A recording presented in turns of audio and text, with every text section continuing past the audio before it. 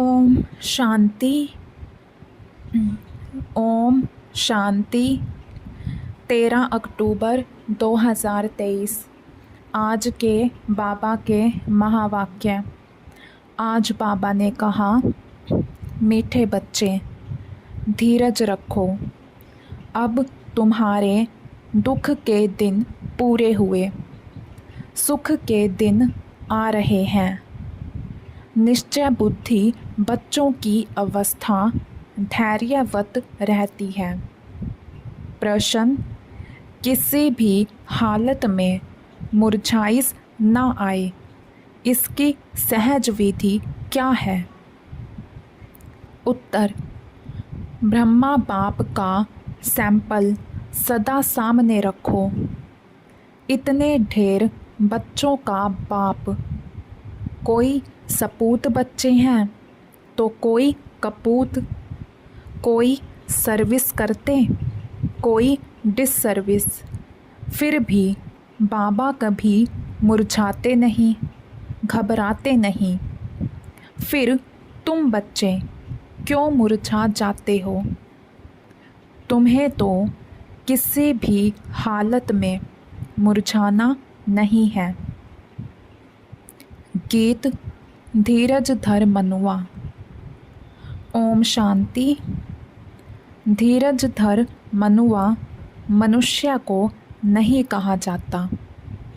मन बुद्धि आत्मा में है, यह आत्मा को कहा जाता है।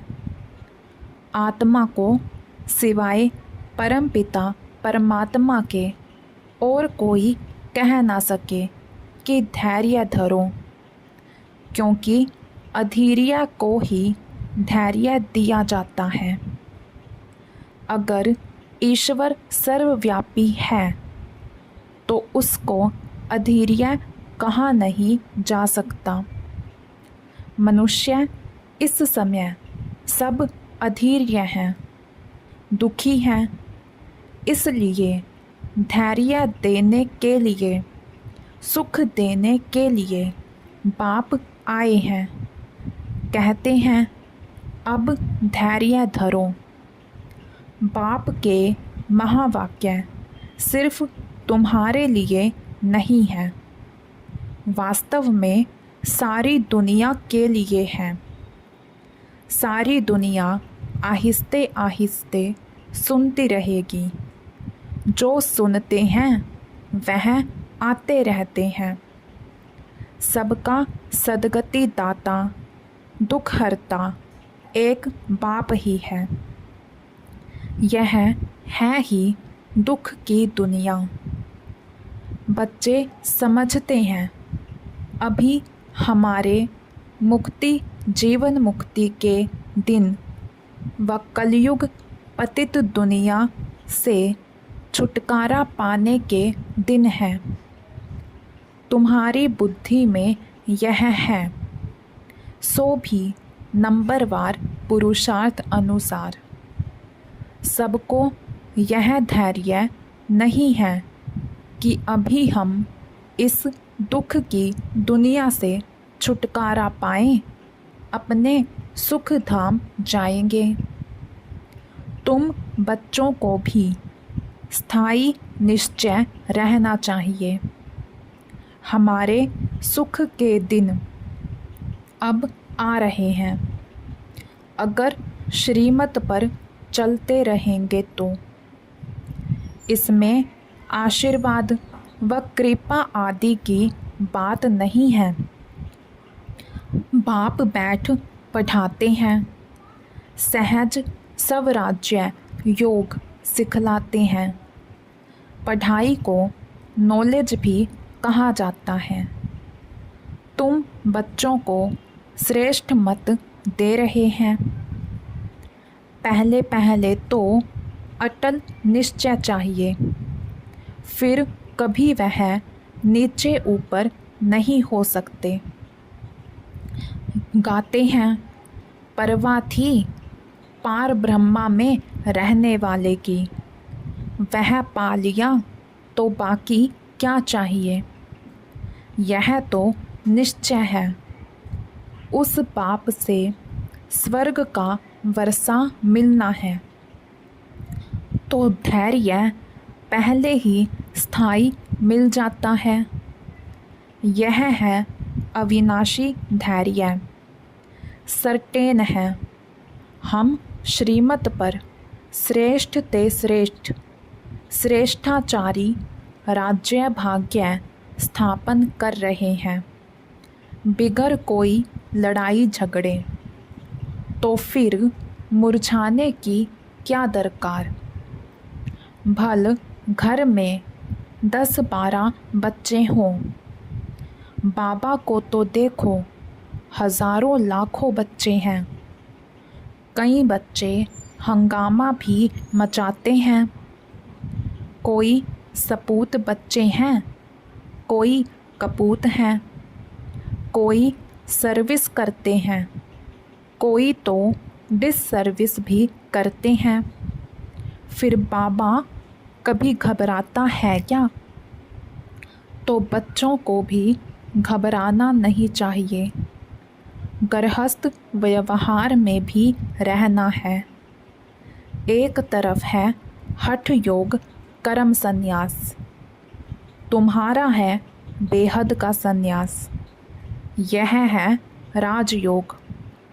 तुम्हें गृहस्थ व्यवहार में रहते बाप से वर्षा पाना है, बहुत सहज है।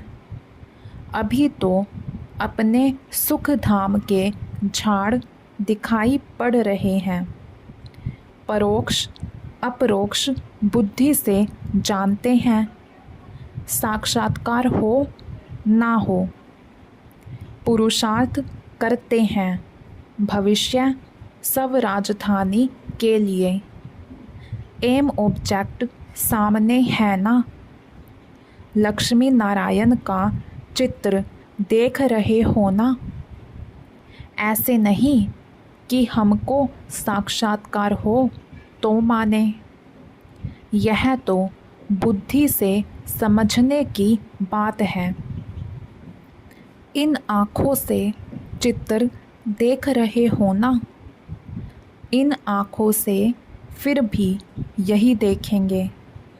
राजयोग है ना। बुद्धि भी कहती है बरोबर चित्तर रखे हैं, फिर साक्षात्कार क्या कराएं। श्री कृष्ण सतयुग का मालिक है ना। शिव परम धाम में रहने वाला है। तुम लक्ष्मी नारायण बन सकते हो। यह है तुम्हारी एम ऑब्जेक्ट। तो आईने में देखो कि वह दैवी गुण हमारे में कहाँ तक आए हैं। बाप धैर्य तो बहुत अच्छा देते हैं। अब पढ़ना है। राजाई के लिए ज्ञान चाहिए, वह बाप दे रहे हैं। ICS वालों को सबसे जास्ती नशा रहता है। हम बड़े से बड़ा ऑफिसर बनेंगे। यूँ तो धंधे व्यवहार में भी करोड़पति बन जाते हैं। बाबा फिर तुमको यह धंधा सिखलाते हैं, सट्टा मट्टा का। तुम बाप को कौड़ियाँ देते हो, उनके एवज में 21 जन्मों के लिए बाबा तुमको स्वर्ग का मालिक बनाते हैं। यह सौदागरी भी है तो पढ़ाई भी है। सिर्फ सौदागरी से काम नहीं, वर्ल्ड की हिस्ट्री ज्योग्राफी का भी नॉलेज चाहिए ना। स्वदर्शन चक्रधारी भी बनना है। जितना पढ़ेंगे उतना ऊंच पद पाएंगे। स्वर्ग का मालिक तो प्रजा नौकर चाकर भी होगी। अभी भी सब कहते हैं ना भारत हमारा देश है, परंतु राजा और प्रजा में तो बहुत फ़र्क है। बाप कहते हैं जितना हो सके ऊंच ते ऊंच पद पाओ, मात पिता सम्मान पुरुषार्थ करो। समझा जाता है सब तो गद्दी पर नहीं बैठेंगे, फिर भी रेस करानी पड़ती है। नंबरवार पुरुषार्थ अनुसार ही राजाई पाएंगे। जिनका जो पुरुषार्थ कल्प पहले वाला है वह साक्षी हो देखते हैं। फिर किसी का पुरुषार्थ ठंडा देखते हैं तो तीव्र बनाया जाता है। तुम्हारा तो पुरुषार्थ बहुत ठंडा दिखाई पड़ता है। तुम्हारा ममतव लगा हुआ है। ट्रस्टी बनाया फिर ममतव क्यों? तुम श्रीमत पर चलो। पूछते हैं बाबा मकान बनाऊं? हाँ, क्यों नहीं बनाऊं? भल आराम से बैठो। बाकी थोड़े रोज़ यह छी दुनिया है। भल आराम करो। बच्चों आदि की शादी कराओ। बाप कोई पैसा नहीं लेते हैं, वह तो दाता है। शिव बाबा ने इस समय बच्चों के रहने के लिए यह मकान बनाया है। अपने रहने लिए तो यह शरीर निमित्त बनाया है। जीव आत्माओं को तो ज़रूर रहने के लिए मकान चाहिए, तो तुम बच्चों के लिए बना रहे हैं। बाबा भी इस मकान में बैठे हैं ना। यह तुम जानते हो। हमारा वह है आत्माओं का बाप और यह है शरीर का बाप। तुमको अडॉप्ट किया है। तुम हमारे बच्चे हो। मम्मा बाबा कहते हो ना, इसको गोद लेना कहा जाता है। प्रजापिता ब्रह्मा को इतने बच्चे हैं तो ज़रूर गोद के ही बच्चे होंगे। तुम बच्चों को अडॉप्ट करते हैं। सरस्वती भी बेटी है ना। यह है बड़ी गुह्य बातें समझने की। गीता भागवत आदि तो तुम भी पढ़े हो, यह बाबा भी पढ़ा है। परंतु अब तो श्रीमत मिलती है ड्रामा अनुसार। जो कुछ कहा सो ड्रामा अनुसार, उसमें ज़रूर कल्याण ही होगा। नुकसान होता है उसमें भी कल्याण ही है। हर बात में कल्याण है। शिव बाबा है ही कल्याणकारी। उनकी मत अच्छी है। अगर उस पर कोई शंका रही तो श्रीमत पर ना चल, अपनी मत पर चलते हैं। इससे धोखा खाएंगे। फिर शिव बाबा क्या करे? कदम कदम पर राय पूछना है। सुप्रीम पंडा तो बैठा है ना। बहुत बच्चे यह बात भूल जाते हैं क्योंकि योग में नहीं रहते हैं। योग अथवा याद को ही यात्रा कहा जाता है। याद नहीं करते तो समझें हम रेस्ट ले रहे हैं। यात्रा पर जाकर कोई रेस्ट लेते हैं? तुम भी अगर रेस्ट लेते हो, याद नहीं करते हो, तो विकर्म भी विनाश नहीं होंगे और आगे भी नहीं बढ़ेंगे। याद नहीं करते तो नज़दीक नहीं जाते। आत्मा थक जाती है। बाप को भूल जाती है। बाप कहते हैं तुम यात्रा पर चल रहे हो, रात को तो तुम रेस्ट लेते ही हो। ऐसे नहीं कि रात को तुम नींद में हो तो यात्रा पर हो। नहीं, वह रेस्ट है। जब जागते हो तब यात्रा पर हो। नींद में कोई विकर्म विनाश नहीं होंगे। बाकी हाँ, दूसरे कोई विकर्म होते नहीं हैं। तो बाप सभी बातें समझाते हैं, परंतु कोई अमल में भी जब लाए, ढेर पॉइंट बतलाते रहते हैं। बैरिस्ट्री की पॉइंट्स तब बुद्धि में आती हैं जब वह बैरिस्ट्री पढ़ते हैं, डॉक्टरी व इंजीनियरिंग पढ़ते हैं, फिर वह डॉक्टर अथवा इंजीनियर आदि बनते हैं। जो जैसा कोर्स करते हैं वैसा बनते हैं। यहाँ तो एक ही कोर्स है, चलते चलो। तुम्हारे सिर पर जन्म जन्मांतर के पापों का बोझा बहुत है। उनको विनाश करने का उपाय एक ही है, बाप को याद करना, नहीं तो पद भ्रष्ट हो पड़ेंगे। माला बनी हुई है ना, 9 रत्नों का भी गायन है। यह कहाँ से आए सो मनुष्य नहीं जानते हैं। 8 रत्न हैं जो रुद्र की माला बनते हैं। तो पुरुषार्थ अच्छा करना चाहिए।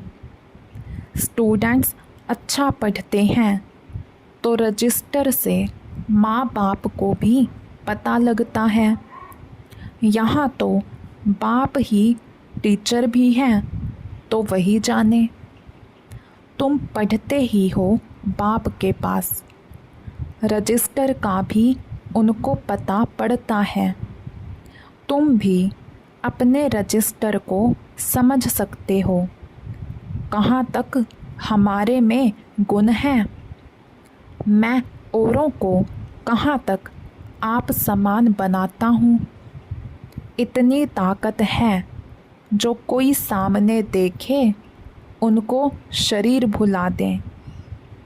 कहा जाता है हिम्मते मर्दा मददे खुदा।